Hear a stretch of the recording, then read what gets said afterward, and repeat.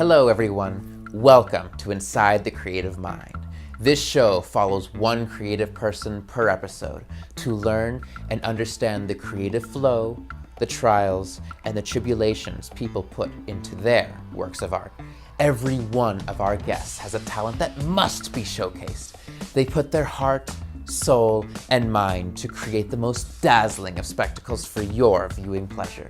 You will get to see innovative ways to create well-known projects and well-known ways to create innovative projects. You will see trades of the past, and you will see trades of the future. A lineup of possible guests for this series include people like makeup artists, graphics designers, sculptors, filmmakers, and many, many more. For instance, I am a fusion beads artist.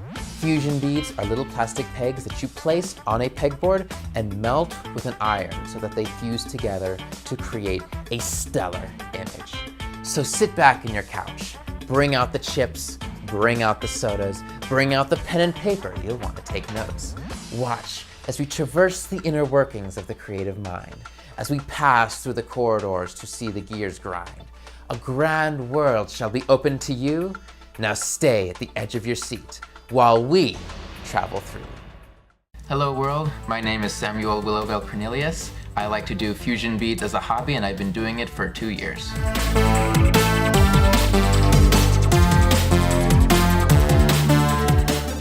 I was born in California, Los Angeles, moved shortly thereafter to Las Vegas, and I've been living here for 17 to 18 years. I got into fusion beads because I love 8-bit graphics, I love 16-bit graphics, I love the retro graphics of the old school consoles back in the 80s and the 90s. I have such a fascination for it, and when I discovered about fusion beads, I had so much fun recreating my favorite video game characters and then translating it into other works of art that I've been doing. So the fusion bead process isn't that difficult. Essentially what you have to do, at least the way I do it, is that I graph it out on paper such as this, and it's the exact same size as these pegboards right here. Now these pegboards is where you put the beads on, where you then go on to the next step. So what you do is you have your graph paper, you draw it out, you put your pegboards on top, and then you start filling it in. Filling it in is probably the second longest thing to do, just because of the sheer size. Then the next step is a 3-step process of melting it. What we do is we call it the masking tape method. We grab a roll of masking tape, we tape it over everything. We flip it over, put some parchment paper on top, and start ironing it down until it's perfectly level, it's perfectly melted with no holes. That way you have two sides. You have the flat side and you have the textured side. So for today, I'm going to do something very similar to that. But in theme of Vegas, I'm going to make a card mat for Texas Hold'em. The materials required for this is as follows. Need the graphing paper, obviously.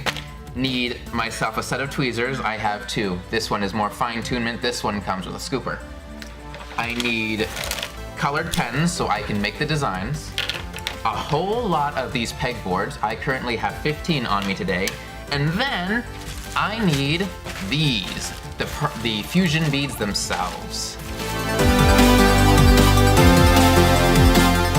The only thing that can really go wrong in something like this is basically 2 things. One is that it takes a lot longer than expected because filling it in, especially if the designs are rather minimal and there's a lot of fill-in space, filling in takes the longest to do if you don't design it right. Another thing that can definitely arise is in the melting process. When you mask it off and you flip it over and you put over the parchment paper, if something goes wrong and the parchment creases and folds, then it indents in the card mat like that one over there. It doesn't make it too terribly ugly, but it definitely makes it not as perfect as you would like. Perfection is very fragile here.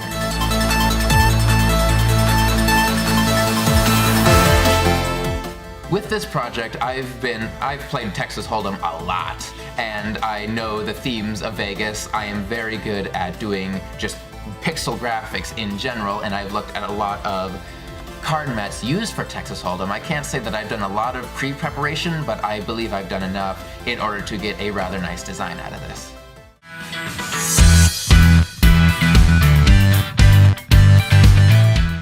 So now that I have the blueprint done, now's the time to start putting on the pegboards, which are these. Now they are interlocking, so I have to decide what angle and what position to start in. So in this case, I'm gonna start down here. Now the best thing to do is to give one block leeway in order just to make sure that everything in fact does line up. And then I just go through and I lock literally every single one until I have the size I want, because then the fun part of actually putting the fuse beads on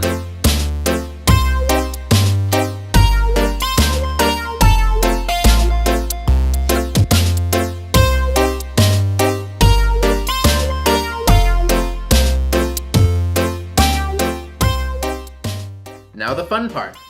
So now I've got my set of tweezers and I'm gonna start off with some color. This makes it a lot easier to actually organize my way through it all. And so now I'm just going to fill in the outline and then the inner outline.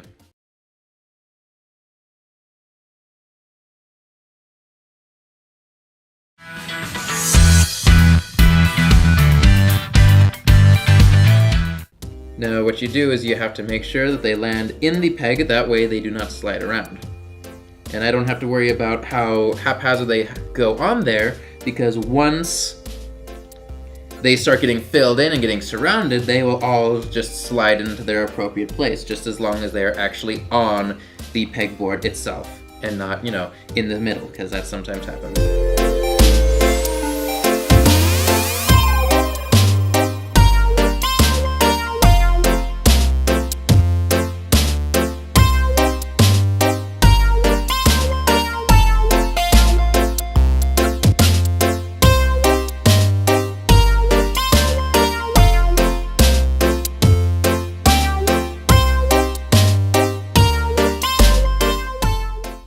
So now that I have the main inner box done, now is the time to start working outwards. And so what I'm doing is creating the line that will eventually create the outer square.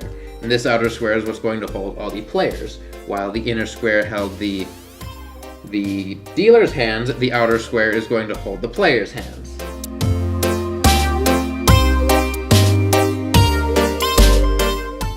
With the completion of all these square boxes, now is the time to start having the fun with the designs. So what's going to happen is as follows. All I'm really going to do is start creating all of these shapes that you will eventually see on here, all of the cardstoons. Do everything remaining that requires this particular color, and then I can move on to the next color, and keep doing that until I run out of colors to use. In this case, I'm going to use up every single one of the black spots, create these suits, and then move on to the next color.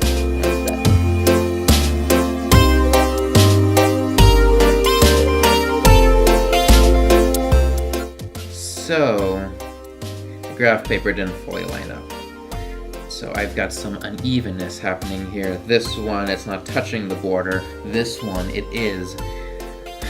So what I'm gonna have to do is shrink down this by one so I can move all this to the side so this side matches this side, because right now we have unevenness. If I'm going to do it here, it means I also have to do it here in order to keep symmetry going. So let's do that. Take that one out, take that one out.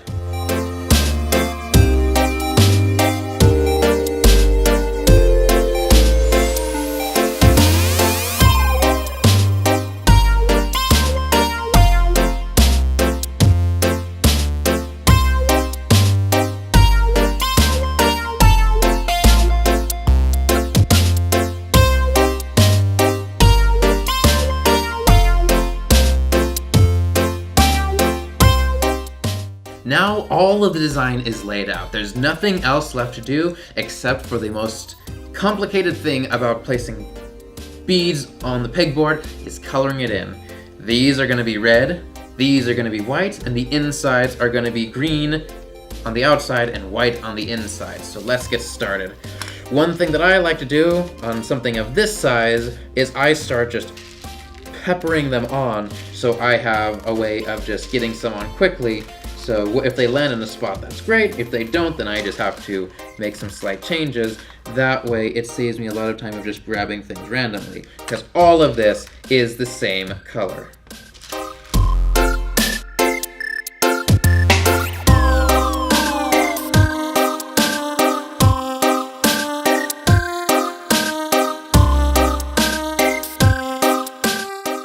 And just like that, we are done.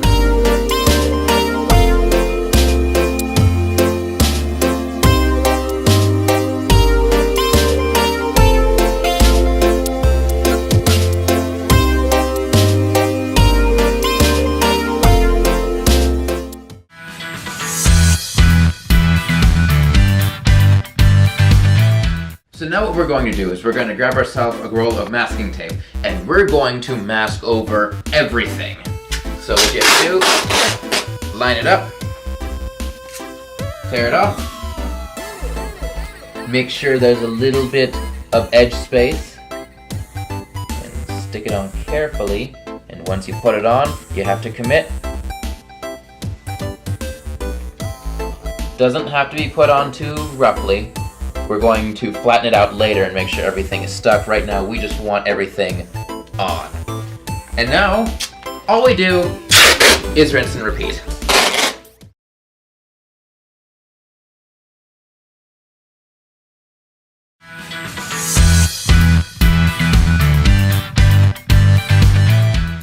On our last roll of tape. And then this will conclude the first step in the actual ironing. Okay. Now before I actually can poke holes, there's something that I have to do. I need to make sure that this tape is completely on everything. So what I need to do is just make sure it's all there. One way to do it is just to grab the roll of tape that we used and give it a once over and do this. Make sure that everything is well and stuck on. Eventually, we're going to be lifting this entire thing up. And if we lift this up and it's not all stuck, then the entire design is ruined and we've lost all of that work.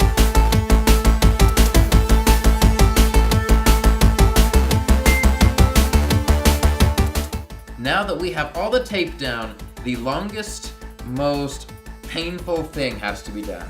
I have to poke holes into each one of these areas where there is a circle.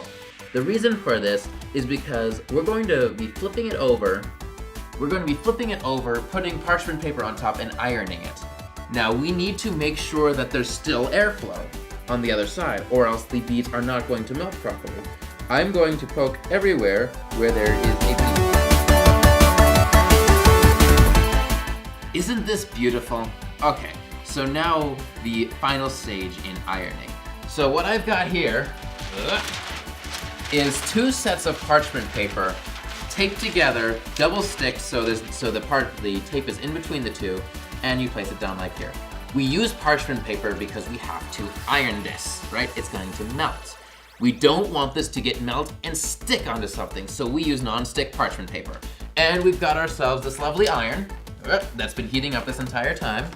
I set it to the absolute highest setting. There's no water in here, no steam, but it's technically set on a steam level, but with no water in it, and I'm not going to activate it. It's just going to be the hottest of hot of hot. So here's the fun thing. I'm going to grab up a bunch of very heavy objects and put them off to the side. Now, as this thing melts, it is going to crease up and it's going to start bending and get uneven like the last one. It's very difficult to avoid. The masking tape helps keep it flat, but it still isn't perfect, which is why as I move from one section to another, I have to put very heavy objects on top in order to help keep it flat at all times of the process.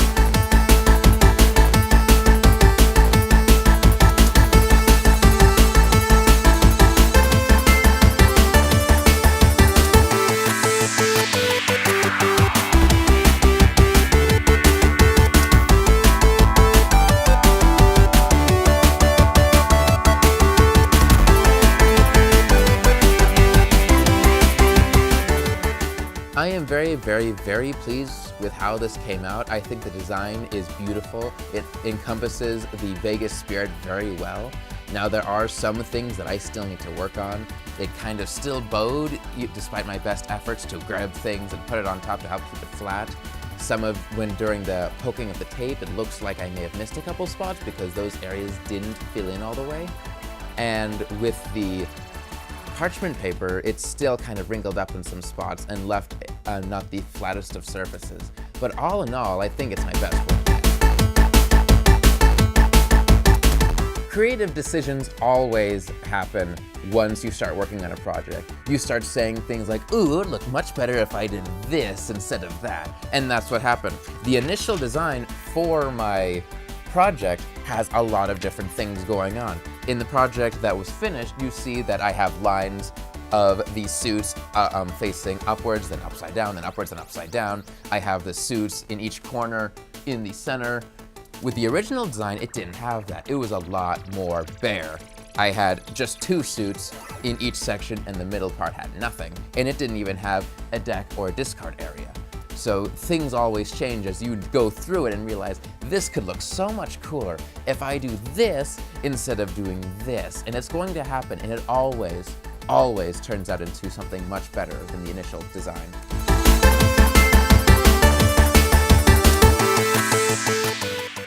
If you want to get started, the biggest thing you need is patience. You need a lot of patience. Those beads are incredibly difficult to work with. Not for any reason other than it takes so much time just to fill in one section, then to fill in another section, then fill in another section. So what you want to do is you want to start small. As I did, I started working with just a bunch of those tiny figures based on my favorite video game characters. And then from there, I just started moving up and up and up until I reached where I am. My name is Samuel Willowell Cornelius, and this has been Behind My Creative Mind. All right, I hope you guys enjoyed the show, and I hope you learned a little something about the process to create fusion bead art. So let's recap so you can try and do one of these on your own. So the first thing you must do is you grab some graphing paper and then design your design. From there, you grab your pegboards and you place them on top of your design. Make sure to line it up as closely as you can in order to have the best, most efficient image that you can so you don't mess up like I did and have to rearrange the symmetry later. From there, you must grab your beads, one color at a time, and start placing them down. First, it's best to grab the ones that creates the outline and then the ones that fill in later, because once you have the outline, coloring it in is the easiest. It just takes a while. From there, you grab your masking tape and you tape over your entire project. And then with that roll of masking tape, you begin to roll it over every bit of the pegboard in order to make sure that the masking tape is as close and as stuck together with the beads as possible. If there's anywhere where it's not stuck together, it's going to fall off. This is not a problem that generally happens, but it is a possibility, so you want to avoid it. So once it's all been stuck together, you grab some sharp object like a safety pin and poked a hole into every bead in order to make sure that there's no air pockets. Air pockets make it where the fusion process does not work, and it leaves a gaping hole, which is incredibly ugly and we don't like it. Once we've poked our holes, we then flip it over, grab some parchment paper, and place it on top of the entire project. From there, we grab our iron, preferably at the hottest setting. Make sure that there's no water in it so it doesn't steam. If you steam it, then the color is going to get malformed, it's going to look ugly, and it's not going to be as crisp as we want. We then melt over everything, starting in one section. In that one section, once it's done, it's going to start cooling off. When it cools off, it is going to bow. To prevent this, we grab a large object, we place it on top. Once placed on top, it'll help discourage it from warping, and it should stay flatter. We then repeat this process in every part of the area, and as we finish them off, we place a heavy object on top. Once that's all finished, we let it sit for maybe 20 minutes in order to completely cool off. With the heavy objects, it hopefully will keep its flat shape for the most part. It's not going to be perfect. There are ways to prevent this. Like, for instance, one thing that I've done in the past is glue it onto a very large piece of wood, and that keeps it very, very flat. So once all that's done, we then start the cleanup process, which is simply grabbing the masking tape, taking it all off, using some adhesive remover to remove the adhesive, and then, bam, you have got a project of your own.